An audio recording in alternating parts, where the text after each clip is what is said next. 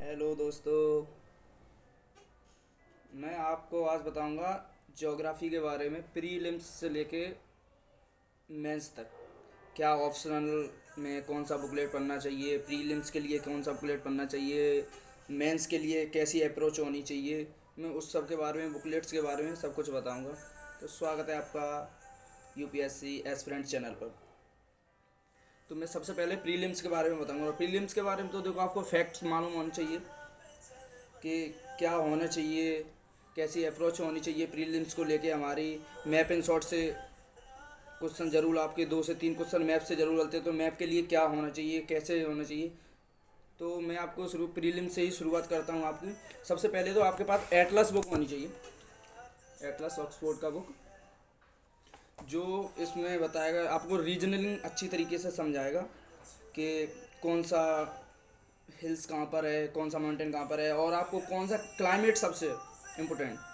Prelims के लिए climates बहुत इंपॉर्टेंट है, तो ये क्लाइमेट्स के बारे में आपको बहुत अच्छे तरीके से बताएगा कि कौन अफ्रीका का क्लाइमेट कहाँ पर कैसे चेंज होता है, इंडिया का क्लाइमेट कैसे रिटीटरी मानसून बनते हैं, ये सब को आपको बड़ा अच्छे तरीके से समझाएगा। ये बुक है आपका ऑक्सफोर्ड एटलस। सर, इसके क्वेश्चन 2 से 3 क्वेश्चन आपके प्रीलिम्स में बनते हैं। मेंस में तो आपको मालूम होना चाहिए कि मैथ से कोई क्वेश्चन नहीं बनता है प्रीलिम्स में, बट हाँ, उसके अप्रोच पे क्वेश्चन बन जाता है प्रीलिम मेंस में भी। तो आपको प्रीलिम्स के लिए सबसे अच्छी बुक है मजिद हुसैन सर की। मजिद हुसैन सर की बुक पढ़नी चाहिए। आपका शायद 5th या 6th एडिशन आ गया होगा मजिद हुसैन सर का, तो वो आपको लेनी चाहिए। जैसे ये है, ये 5th एडिशन है, तो ये 5th एडिशन है सर का। तो इसमें रिलेवेंट चीज़ ही पढ़नी है प्रीलिम्स के लिए।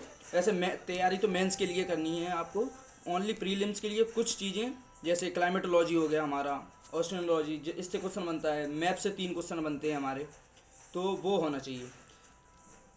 और ये अगर डीपली आप मेंस के लिए, ये भारत की भूगोल है जो इंडियन ज्योग्राफी, तो ये बड़ा डीपली पढ़ना है आपको, क्योंकि मेंस तो लिखना पड़ता है और प्रीलिम्स में ओनली फैक्ट होते हैं, और मेंस में फैक्ट कम कॉन्सेप्ट भी होते हैं। तो इसके लिए तो डीपली पढ़ना पड़ेगा। और हाँ, मस्ट एनसीईआरटी तो आपको पढ़नी ही पढ़नी है 6 to 12, और फोकस सबसे ज़्यादा फोकस करना है 11th और 12th पर। तो ये एनसीईआरटी नोट्स आता है एक आर्यंत का, तो आप जब एनसीईआरटी ना ले पाओ तो आर्यंत का 11th और 12th का तो एनसीईआरटी आपको लेना ही लेना पड़ेगा।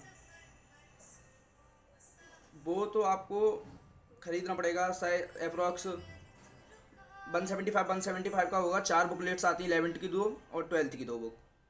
तो वो आपको कॉन्सेप्ट बड़ा अच्छे तरीके से समझाएगा।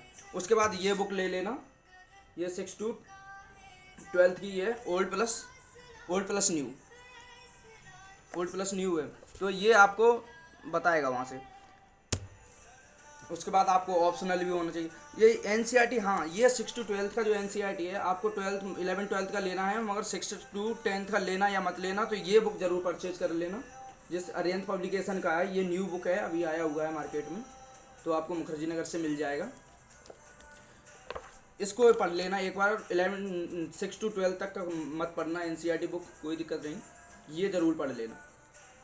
तो ये आपको अंडरस्टैंडिंग आपकी बढ़ा देगा कि कैसे कॉन्सेप्ट को पढ़ना है, कैसी अप्रोच रखनी। और फिर मेंस के लिए ये जीसी लियोन आती है, ये न्यू एडिशन है, 2022 का एडिशन है जीसी लियोन। हाँ, जीसी लियोन और मजिद हुसैन सर में थोड़ा सा ही डिफरेंस है, कोई बड़ा ज़्यादा डिफरेंस नहीं है, क्योंकि माजिद हुसैन सर की में तो थोड़ा एक्सपेंड करके समझाया गया है। हर जो आपको इसमें जीसी लियोन में नहीं मिलेगा, वो आपकी मजिद हुसैन सर की में मिल जाएगा। बड़ा सर ने डिटेल से समझाया है, क्योंकि प्रोफेशनल रहे हैं सर, तो इतना वो नहीं है। फिर आपको ऑप्शनल, सबसे दिक्कत है ऑप्शनल का, कि बच्चे देखते हैं सोम सर की खरीदें या फिर आलोक रंजन सर की खरीदें, कि कौन सी बुक खरीदें, या फिर एसी से काम चल जाएगा, इतनी बुक्स से काम चल जाएगा। मेंस में इतनी बुक से काम नहीं चलता है, मेंस को थोड़ा पर्टिकुलरली पढ़ना पड़ेगा।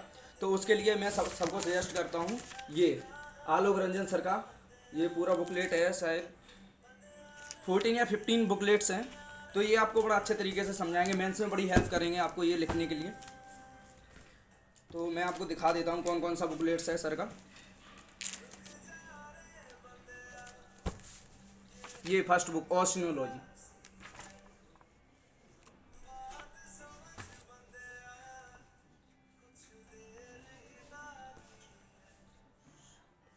ये है सेटलमेंट ज्योग्राफी। ये है जियोमॉर्फोलॉजी।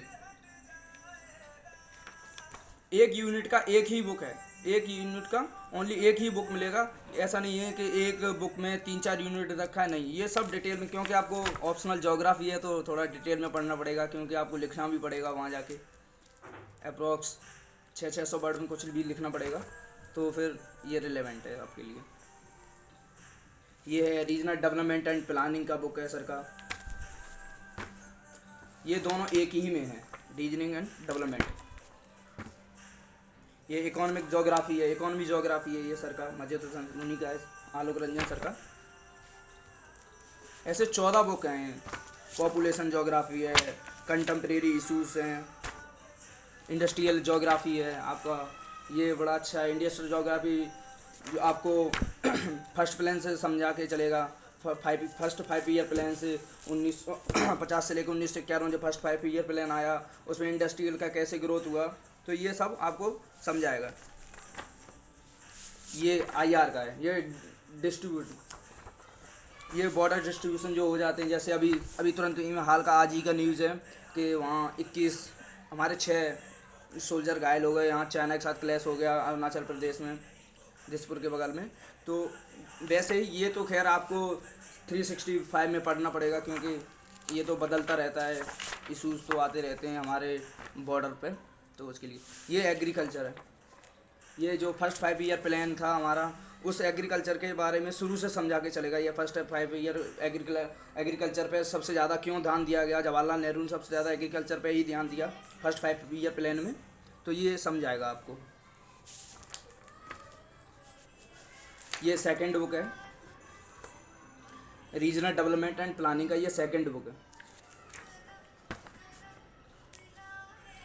ये ह्यूमन ज्योग्राफी है। ह्यूमन ज्योग्राफी की 3 बुक्स हैं, इसमें 3 बुकलेट हैं ह्यूमन ज्योग्राफी की। ये क्लाइमेटोलॉजी है, ये भी ह्यूमन ज्योग्राफी रिसोर्सेस हैं हमारे।